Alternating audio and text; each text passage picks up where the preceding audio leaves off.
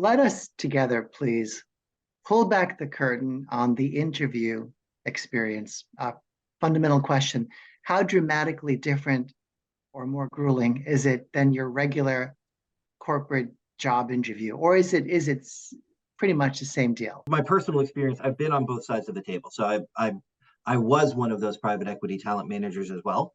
So I've interviewed for the private equity fund hiring side and for the recruiting side. So the answer is actually the same for both now.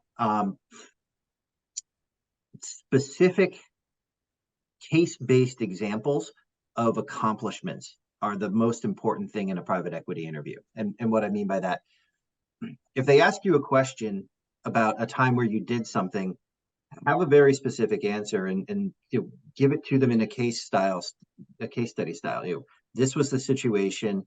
These were the action steps that we took to change the situation, and these were the measurable and verifiable numerical results as the outcome. So they're looking for that kind of an example 9 times out of 10. And I give this prep every time I have a candidate going in to interview with a sponsor. I think it was Sandra that said the resume walkthrough of I did this job and that job is less relevant. That shouldn't take more than 5 or 6 minutes in an interview writ large. What they really want to get into are specific accomplishments that are potentially repeatable and solve their problem, solve their need. So when you're doing your diligence on the company, when you're talking to the recruiter or to whoever's getting you into the interview about what they're really looking for, when you're going through the job spec, do the exercise. Sit down and map where you've done what they're looking for as a qualifications and accomplishments. Have stories that have numbers attached to them that will get them comfortable. If you do that, it's actually a relatively easy interview. What kills you in those interviews is not having command of the facts. The number of times that we get the feedback on, well, they rambled around a lot. They didn't really answer the question. They kind of started to answer the question and then they didn't, or they didn't have specific examples. That's the killer feedback for a candidate when we get that from a PE sponsor.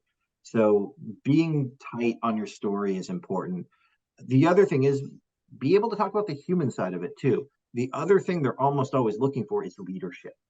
These are companies that are going through a high and dynamic change cycle.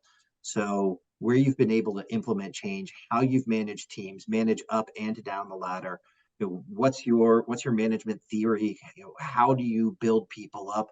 One of the questions I love when it gets asked in these interview processes is, tell me about your 2 best hires. What are they doing now? Who are you most proud of that worked for you and where did they go on to? That covers the human side of it too. Yeah, and I think it's just making sure, to echo your point, focusing on the metrics and having that prepared and ready to go. It's the most important piece, in my opinion. There has been, I think, a bit of a softening, maybe a bit of a change in the last couple of years. As we had this. It's probably a product of what the macro environment was, but since 2020, the highest year for private equity, and we also had COVID.